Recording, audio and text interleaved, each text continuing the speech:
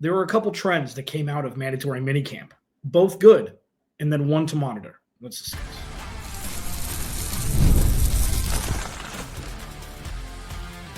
You are Locked On Cardinals, your daily Arizona Cardinals podcast. Part of the Locked On Podcast Network, your team every day.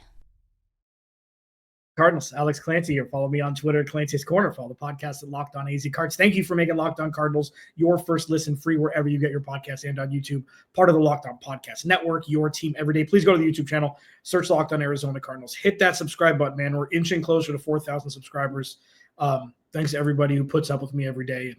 And yeah, season 9, man, unbelievable. Absolutely unbelievable. The last 15 years have flown by in media in Phoenix. And I can safely say, aside from the Dallas Cowboys win 2 years ago, when I said that was the most fun I've had hosting this podcast, beyond the 7-0, 10-2 start, any of it, that was the one. I don't know why. I just felt it viscerally and gutturally that was the most fun that I had. This has already supplanted that. And it's just getting started. And it's so exciting. So there's a couple storylines that came out of mandatory minicamp, not like, flashlight or, spotlight. Oh, these are stories. It's things that I've noticed. In the final segment, there's a little hamstring tightness surrounding Will Johnson's second-round pick. This is something to monitor. It's just something that I need to discuss. I'll do it in the third segment. Muscle Beach is now taking place at State Farm Stadium. I'll discuss. But first, and everydayers, you'll know this, especially OG ones. If this is your first listen to Locked On Cardinals, thank you. I talk about oh no moments, quote unquote oh no moments. One thing that's not an oh no moment, though, is that today's episode is brought to you by the Game Time app. Download the Game Time app, create an account. Use code LOCKEDNFL for $20 off your first purchase. Oh no moments are when predominantly rookies are in camp, whether it's rookie mini camp, voluntary, mandatory, flat out OTAs and hardcore training camp as you get into preseason and then preseason games, whatever it is. The oh no moments are, while it seems obvious, the oh no moments are, oh no, that rookie's not ready to play yet. Oh no, he looks lost. Oh no, he's not strong enough yet. Oh no, he's not fast enough yet. Oh no, maybe the Cardinals reached in taking that player at that pick. Now, the disclaimer here is we're in infancy stages of OTAs. Whatever form or fashion official team activities are, we're in the very, very early stages. And one of the themes every offseason, going on the 9th one now, that I've discussed is the only storylines coming out of camp that you got to kind of pay a little bit of attention to are the negative ones. The positive ones, great, whatever. Everything is simpatico. There's no pads, there's no defense early. Like, even though Jonathan Gannon said that he does want a little bit more friction, is what he called it when speaking to the media earlier this week. While it's all good, oh, great, deep ball, oh, diving catch, oh, cool. I take no weight in it whatsoever. It's fun to watch. It's popcorn, baby. We want to see it. But I take no merit in it. The only merit I take is, oh, no, he's not ready. Oh, no. Already? And this isn't like quarterbacks throwing 25 interceptions in 3 days. That's not even it. It's more little things that's like, well, he should be doing that a lot better than he is. That should be sleepwalking. And I know that it's harder to calculate with this first mandatory OTA where it's just, it's Disneyland, it's rainbow and butterflies, it's getting everybody on the same field together and bullying against machines. But with that, it needs to be mentioned, even though it's very early on, there have been no oh no moments, which is a good thing. It's just a check. You expect it, and it's also a check. Oh, Walter Nolan looks out of shape. Oh, Will Johnson doesn't have the speed that people thought he. Maybe he is. His knee is injured. Oh, Jordan Birch doesn't look as big and maybe he's a little bit slower than people thought. None of it happened. None of it happened, and it's great. And it's not only rookies. You had Marv come back looking like an Adonis. Xavier Weaver is now getting rumblings. He's now getting the Greg Dortch rumblings that Greg Dortch got 3 years ago. But Xavier Weaver has the opportunity to be a downfield threat, and he is lightning fast. And then you've got the picture, the still and video because both were taken of Calais, Dalvin Tomlinson, and Josh Sweat all standing next to each other. It's like, holy cannoli, guys. Y'all are tall and big, and y'all play on the same team, and you play in the same position, kind of. That could be pretty fun. It's all like, it's when you see a movie script start to go into production. And no, I'm not Martin Scorsese or Michael Bay or anybody. I don't know why Michael Bay was saying Christopher Nolan. If I want to be a badass, it'd probably be Christopher Nolan. You start to see it come to life. And that's what we're seeing, the very, of course, infancy stages of. But there's been no issues. Will Johnson still hasn't assigned his rookie contract. It's much ado about nothing. Not a big deal. He's there. This isn't a Shamar Stewart situation who may reclassify into the 2026 draft. He was drafted right after the Cardinals took Walter Nolan. I believe it was immediately after by the Bengals. Walter Nolan signed his deal. There's no holdouts. There's nothing. Even a Buda Baker like tiptoe holdout from a couple off seasons ago, none of it. You know why? Because Monty Osborne has stayed ahead of the curve with all of it. So now when you have the rooks come in, and you got the second-year guys, and then you got Garrett Williams who picked off a pass yesterday, which is cool. I mean, it's not good or bad. It's fun because Garrett Williams is the next one that's going to get paid. And Paris. The aura is there. It feels like there's a lot more things in place that you can trust on this roster. Because there is. Having Calais there is a calming force. And he looks fantastic, by the way. There's been no oh no moments yet. Of course, yet. But you never knew going into the offseason what it was going to be like. You never knew after the draft what was going to happen. We had seen a lot more. Zaven Collins has no idea where he is on a football field. The year after, Isaiah Simmons had no idea where he is on a football field, playing the same position during preseason. It took Zaven Collins 2 preseasons to figure it out. This isn't that. And it's nice. And it's fun. And it's enjoyable to watch. You know, like it's not, oh no, it's not if, it's when. I didn't do that for effect. I just wanted to, my mouth was dry. Just feels different. Looks different. And the floor for this rookie class and the sophomore class is higher than I can remember, especially for a group of players. It's fantastic. Locked On Cardinals, your team every day. Muscle Beach, no longer in Venice. Now at State Farm Stadium. I'll discuss next. Locked On Cardinals, your team every day. This episode of Locked On Cardinals, don't know why I don't know. I do voices sometimes. This episode of Locked On Cardinals is brought to you by Game Time. There's nothing like the NBA playoffs, man.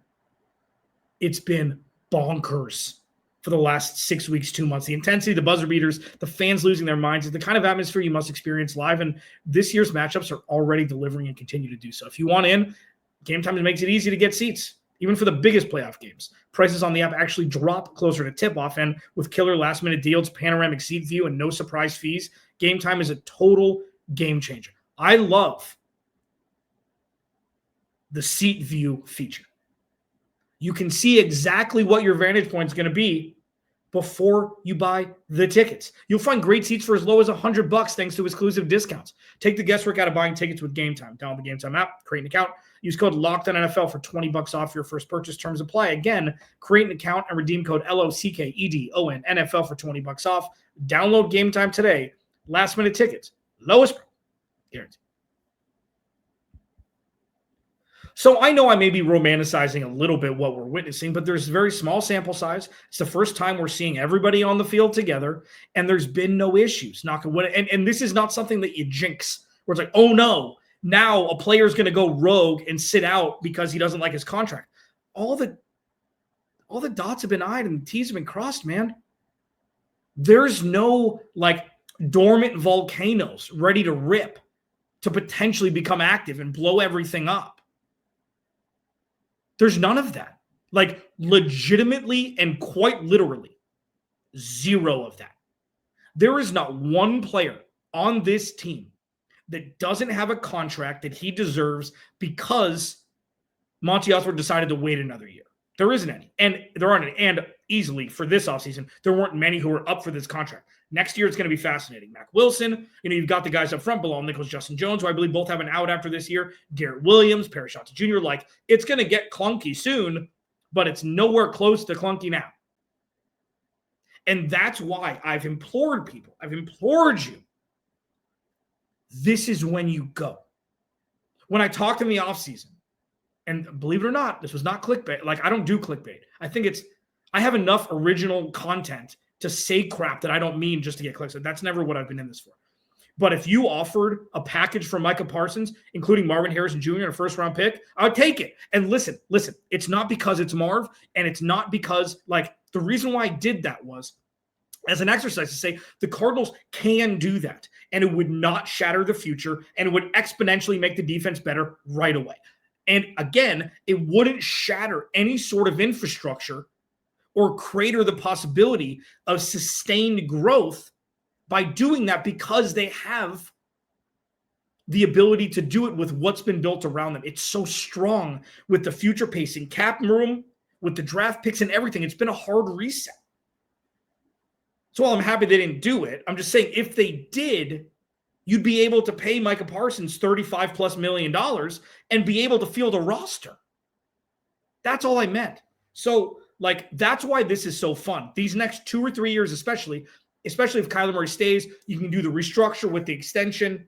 You can lower the cap hit, do things like that to really add more room, because Garrett's going to get paid. Parrish is going to get paid. Yalta Frold's going to need a contract in 2 years. Like, it doesn't slow down. But the Cardinals are in a situation now where they can just go. They've built it. Go.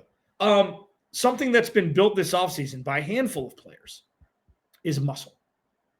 And while this isn't a new thing, okay, Darius Robinson looks like an absolute Adonis also. While it's not a new thing, and while the Cardinals in years past have done this, as has every NFL player to ever exist, for the most part, has done this at least a couple times from season to season, just bulked up. To me, what this shows is dedication. Okay, so let me explain. When Marvin Harrison Jr. wasn't coming down with more 50-50 balls, when Marvin Harrison Jr. didn't run at the combine, when Marvin Harrison Jr. came out flat, even though, well, he had one catch for 4 yards against Buffalo and then went, Bonker Galactica against the Rams with, 2 for over, whatever is it, 2 for 150 and 2 touchdowns in the first quarter. Like, oh, is he a diva? Was he cut out for this? Oh, is he a bust? Shut the hell up. What he did this offseason was be like, yep, I was wrong. I wasn't ready. I'm embarrassed. He didn't say that, but he's been the best player on the field ever since he strapped up probably a Pop Warner when he was 6. He went from, and this is one of my favorite things to say, because you can use this in real life too. Feel free. I'm not trademarking this. You can use it. Like, say you have it's Friday. Who cares? Say you have like a cousin who's 17, 18, just graduating high school and thinks he or she is the cat's meow, because I can't swear on this show. Thinks that they're the greatest thing on the planet. I have this theory. It's called when the Letterman jacket gets ripped off, that's when humility starts. Going from senior in high school to freshman in college. And I'm not saying literally from one to the other, but there's a moment in people's lives, rational people's lives, when they realize, hey, maybe I'm not everything that I thought I was from high school into college. Oh, things are different now. Oh, I'm in a different environment where people have been in here a lot longer than me. Maybe I have some more to learn. That was Marv's moment. And it wasn't obscene. Look, he had almost 900 yards and 8 touchdowns last year. Like, we're talking about it like he was Kevin White last year, which is not people are. Like, he was Kevin White last year, which is insane. But these last couple months was his senior year of high school to freshman year of college moment. And he showed it. Kept his mouth shut, put on 15 pounds of muscle, and he looks like a completely different player, ready to rip. Xavier Weaver, another one. And the reason why I did this segment was because I can't do it just about Marv. I talked about it a little bit. I'm like, you knew that he was going to adjust. He's a smart dude. he realized that he didn't play up to his level last year, even though he wasn't getting all the opportunities that he thought he would, maybe with Trey McBride and James Conner eating as they did. But like when Jonathan Gannon mentioned about Xavier Weaver and him putting muscle on, it's like, okay. What Jonathan Gannon loves, the word, you know what I'm going to say? Violence. Okay. Him and Nick Rawls talk about it a lot. Obviously, predominantly on defense, we're talking about 2 wide receivers. You can have violent wide receivers also. You can have a receiver violently rip a 50-50 ball away from a DB. You can have a wide receiver get in space and violently run around or through defensive players. And again, if you want to do a little homework this week, if you're like, you know what, basketball, man, there's only a game every like 3 days. Like, you're not into baseball really, whatever it is, go on YouTube and watch Xavier Weaver clips from University of Colorado. The dude has the angles figured out. Not only is he very fast, but he can run around. You know what's made Travis Kelce great? What's made Travis Kelce great? He's never been the fastest, not even close, not even the top 50. But his angles and how he can run around athletes as their defensive players, as they're like, you know, slanting towards him, and he can run around them and make them miss that way. Gronk was very good at it too, even though Gronk just runs through people. George Kittle's just a bowling ball, so you can't really count it. But like Xavier Weaver has his angles down. He's got his angles down. So when I see this thing about, okay, these guys are starting to put on some weight. Darius Robinson put on weight. Marvin Harrison Jr. put on a lot of weight. Xavier Weaver looks much bigger. It's it's shown in different ways for different players, but the message is the same. This is the year the next step is taken. Everybody has to do their part. Everybody has to be better. And everybody does that in a different way because they've got their different strengths and weaknesses and skill sets. Position groups, offense, defense, whatever it is. But the common theme here is one goal. One leader in Jonathan Gannon and one message. Go. Like, this is the time. There's no lying in wait anymore. And it's how you do the little things that shows how the big things are going to be done. We saw it from week 1 in Washington, 2023, with Josh Dobbs on this team for less than 2 weeks. It was different immediately. Hasn't always been pretty, hasn't always been perfect, hasn't always been good or C- good, but it's different, and the momentum is going in the right direction, and this is the year to pop. And we're starting to see the little things that everybody does to complement the group, complement the one force to be able to go. Locked On Cardinals, your team every day. Will Johnson, leg injury, leg stiffness, leg tightness. Is it a big deal? Is it no deal? Let's talk.